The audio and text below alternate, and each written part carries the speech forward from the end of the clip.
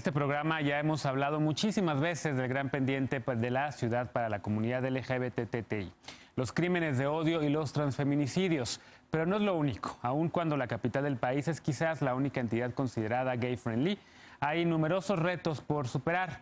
Más allá del matrimonio igualitario y el derecho a la adopción, así como otros derechos que nos convierten en una ciudad de derechos y de avanzada, la comunidad LGBTI sigue enfrentando actos de discriminación en sus derechos a la salud, a un trabajo digno y a la no discriminación en cualquier ámbito de la vida cotidiana. ¿Cómo avanzar en estos pendientes? Veamos el contexto. A partir de la aprobación del matrimonio igualitario en la Ciudad de México, la capital del país fue considerada una ciudad amigable con la comunidad LGBTTI. Los avances por el reconocimiento de los derechos de las personas lesbianas, gays, bisexuales, transgénero, travesti, transexuales e intersexuales son reconocidos en la Constitución Política de la Ciudad de México, publicada en 2017, donde se garantiza su derecho a una vida libre de violencia y discriminación. Es la única entidad donde las familias homoparentales son reconocidas, así como su derecho a la maternidad o paternidad. Además, la Constitución local establece que las autoridades deben adoptar las medidas necesarias para la atención y erradicación de conductas y actitudes de exclusión o discriminación por orientación sexual, identidad de género, expresión de género o características sexuales. Según organizaciones ciudadanas, personas LGBT de todo el país viajan a la Ciudad de México para realizar trámites como nacimiento, divorcio administrativo, matrimonio, reconocimiento de hijos y de identidad de género. Aunque la Constitución capitalina señala que los derechos son para todas las personas que se encuentren en la ciudad y no solo para sus habitantes, con frecuencia enfrentan obstáculos o negativas para recibir atención. Otro asunto pendiente son los crímenes de odio y transfeminicidios. En enero pasado, la Fiscalía Capitalina se comprometió a investigar estos asesinatos y realizar mesas de trabajo para buscar soluciones a esta problemática. Sin embargo, no se han reportado avances aún. Punto y contrapunto.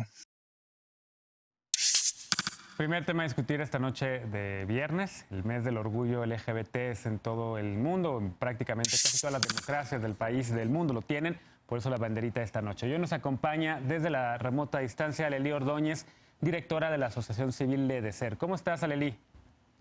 Hola, muy bien, Genaro. Muchísimas gracias por la oportunidad y por el espacio. Qué gusto poder estar aquí contigo otra vez. Yo siempre envidiando tu hamaca de atrás, siempre te lo digo cuando nos vemos en reuniones de Zoom y cosas así, pero bueno. Hoy regresa a la mesa en remota distancia Siobhan Guerrero. Ella es investigadora en la Universidad Nacional Autónoma de México. ¿Cómo está, Siobhan? Hola, pues contenta de estar aquí y lástima que no nos podamos ahora sí que ni siquiera mirar, pero muchas gracias por la invitación. No, qué bueno que estás por acá. También está con nosotros Aurelien Guilabert, él es fundador de la Asociación Civil Espacio Progresista y uno de los organizadores de la marcha LGBT de la Ciudad de México de este año. ¿Cómo estás, Aurelien? ¿Qué tal? Muchas gracias por la invitación, Genaro. Muy bien aquí. Al contrario, gracias por estar con nosotros. Y Tania Morales, ella es presidenta de la Asociación por las Infancias Transgénero, un tema del que hemos hablado mucho en este programa y siempre te echamos porras, Tania. ¿Cómo estás? Muy bien, Genaro. Muchas gracias por la invitación y por finalmente acá estamos. Gracias. Qué padre, yo estoy muy contento que estés por acá. Bueno, pues finalmente el mes del orgullo LGBT que nos toca este año en condiciones extremadamente difíciles y completamente inusuales. Una marcha del orgullo que mañana va a ser virtual por la presencia de la COVID-19. En casi todas las capitales del mundo se va a hacer así. Me parece que solo en Los Ángeles, que no es capital de Estados Unidos, pero sí el estado de California, habrá, digamos, una marcha presencial por el tema de Black Lives Matter y por el tema también de la justicia racial, pero el resto del mundo va a ser virtual. Pero ¿por qué no empezamos con ese tema de los retos de la agenda LGBTI y de la diversidad? ¿Por qué no empezamos contigo, Siobhan? Decía yo, y lo vamos a hacer primero desde aquí, desde la Ciudad de México, si quieres, luego para extenderlo al panorama nacional, que evidentemente México es un país, un mosaico en donde hay ciudades como la Ciudad de México que tiene casi todos los derechos, pero el resto de la República no es así. ¿Cómo lo ves tú? ¿Por dónde empezarías para hacer los pendientes, los retos de la agenda LGBTI aquí en la ciudad? Bueno, yo creo que hay un problema de coyuntura del que hemos hablado poco y yo lo querría poner sobre la mesa quizás antes de señalar problemas más estructurales. Y me refiero a la sobrevivencia misma de las organizaciones de la sociedad civil. A mí es algo que me preocupa.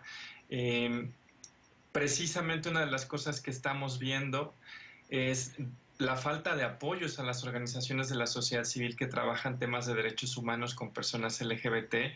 A nivel internacional y nacional, las financiadoras, de hecho, están recortando los apoyos y una cosa que sí me preocupa es que veamos una desaparición masiva de ONGs y que eso nos deje con un ecosistema de derechos humanos muy debilitado. Yo creo que este es un tema de coyuntura que vamos a tener que empezar a pensar para que no nos quedemos sin nada de infraestructura, digamos, humana.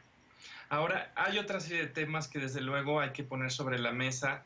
El tema, por ejemplo, creo que de los albergues a juventudes LGBT y en general a personas LGBT, también es algo que quedó exhibido con el COVID o la COVID, que nunca sé cómo se dice, y que lo que estamos viendo es precisamente cómo de los pocos espacios que hay, que es, por ejemplo, Casa Frida, están totalmente desbordados. Y lo que vemos, por supuesto, es que no tenemos redes suficientes. Y aquí sí hay que decirlo, el problema de pensar a la familia como una institución de seguridad social es que para todas las personas que somos expulsadas de los núcleos familiares no sirve. Necesitamos espacios institucionales que apoyen a las personas LGBT. Y ahora sí están, yo creo que dos temas pendientes, el tema de las migraciones LGBT, en especial de las mujeres trans que vienen a la Ciudad de México, que van rumbo a Estados Unidos o se quedan aquí y que vienen de, por ejemplo, Centroamérica, es un tema pendiente, así como lo es el tema de los crímenes de odio. Desafortunadamente ya en esta semana en Veracruz hubo un transfeminicidio, entonces esto muestra que este es un tema pendiente que no está para nada resuelto. Xovan, mencionas el tema de migración y qué bueno que lo haces porque la Ciudad de México ha tratado de ser una ciudad santuario para migrantes. En COPRED hay incluso una especie de laboratorio o casa para migrantes, pero evidentemente no es suficiente y con el tema de cómo arrancó el gobierno de López Obrador, primero con este flujo de migrantes centroamericanos que trataron de llegar a Estados Unidos y con esta presión por parte del gobierno de Trump para detener a inmigrantes, evidentemente eso evidenció que en efecto muchas mujeres trans y que migran o que venían de Centroamérica vivieron aquí violencia y que eso quedó pues prácticamente en el segundo plano, ¿no? Sí, de hecho, también habría que pensar, por supuesto, que esto no solo le pasa a las poblaciones LGBT, le pasa en general a las poblaciones migrantes. Sí, sí, sí. En el caso, además de las mujeres trans, la cosa se ve exacerbada porque, por supuesto, hay una serie de violencias, hay una serie de abusos sexuales que también le pasa a las mujeres en general. Está la situación de que el estado mismo de salud para aquellas que llevan, por ejemplo, transiciones hormonales, es muy difícil de mantenerlo. Están también las poblaciones que migran teniendo un estatus seropositivo. Y afortunadamente Ciudad de México tiene en la Clínica Condesa un programa que atiende esto, pero quizás no estamos en este momento preparados para una ola de migración masiva que quizás se venga en los próximos años, cortesía de las debacles económicas que se vienen en todo el mundo. Sí. Por la COVID-19, en efecto. Aleli, tú llevas trabajando años en la defensa de las familias diversas y te has especializado aquí en la Ciudad de México precisamente a defender a múltiples familias, a mujeres, madres lesbianas que tratan de llegar de todo el país a registrar a sus hijas y a sus hijos en el registro civil y te has encontrado con problemas recientes. ¿Cómo lo ves? ¿Cuáles son los retos pendientes para esta ciudad en temas LGBT? Gracias, Genaro. Pues mira, primero creo que vale la pena recordar en ese sentido en dónde estamos, ¿no?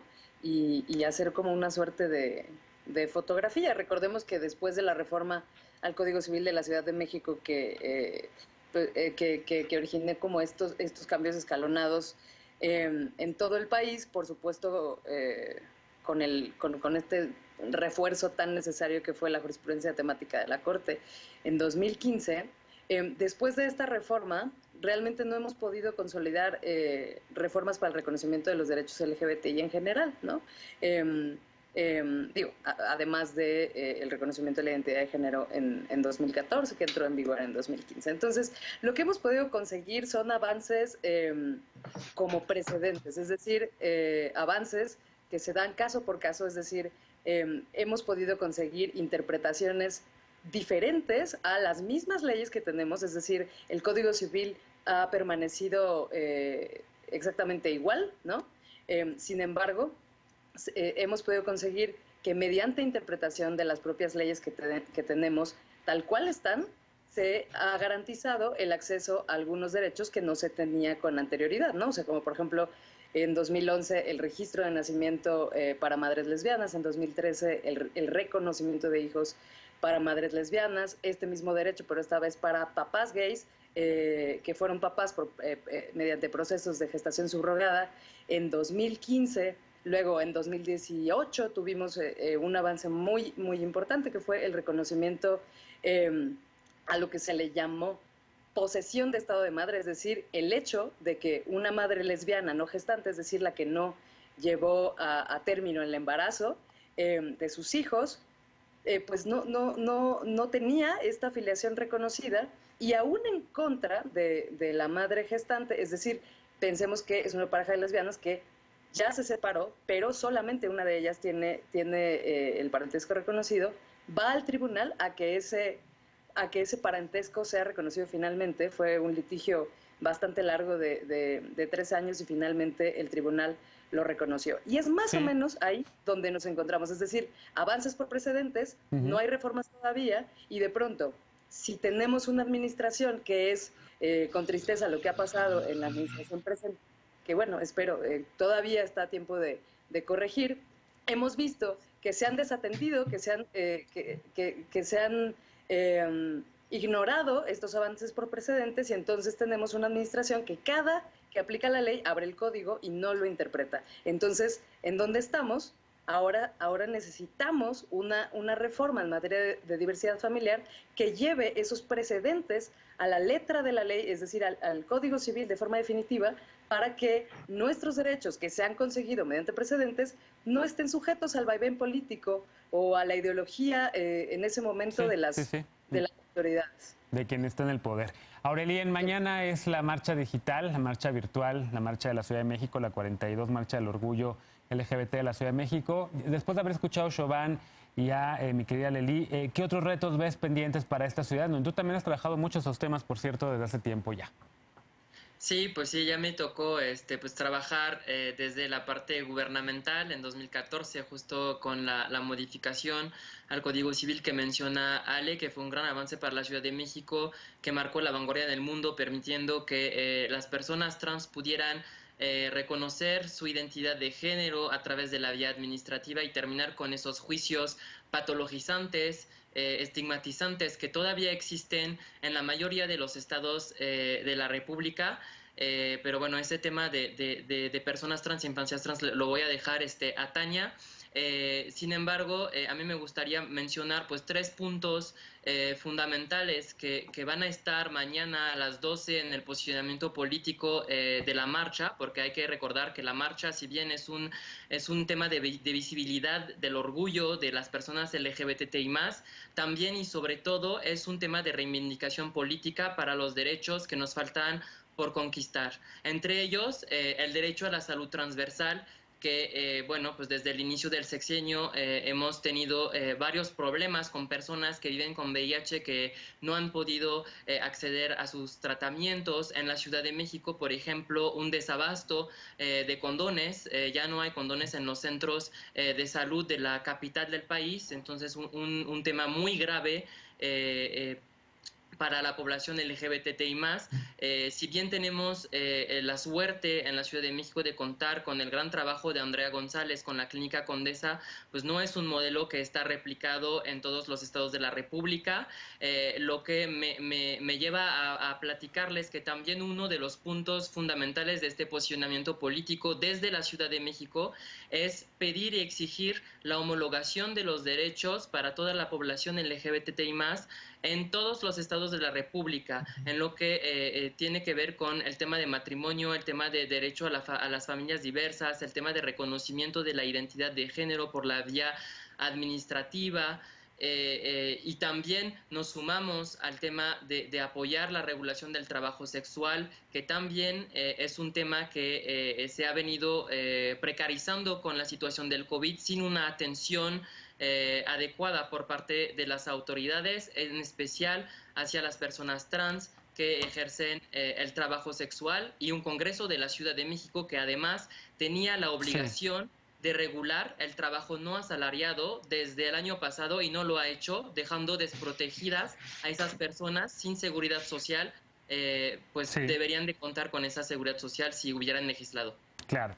Tania, a ver, el siguiente bloque está dedicado exclusivamente al tema del que tú has empujado, que tú has sido pionera, que tú has trabajado con diversas organizaciones como la de Alelí y muchas otras también aquí en la Ciudad de México y legislativamente, con legisladoras como Paula Soto o también Temístocles Villanueva.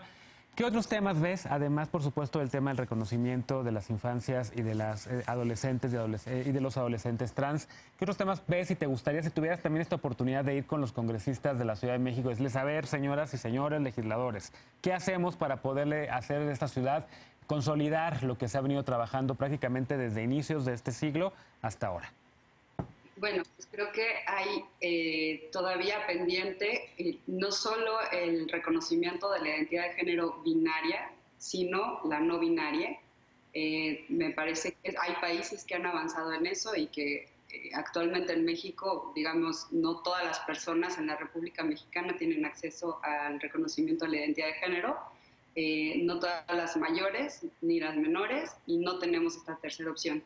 También es muy importante que no se ha legislado en materia de respeto a personas intersex, la obligatoriedad de permitir que las niñas, niños, niñas que crecen, que nacen con una condición intersex, sean ellas mismas quienes puedan decidir eventualmente cuál es el género con el que viven. También se trata del tema de identidad de género.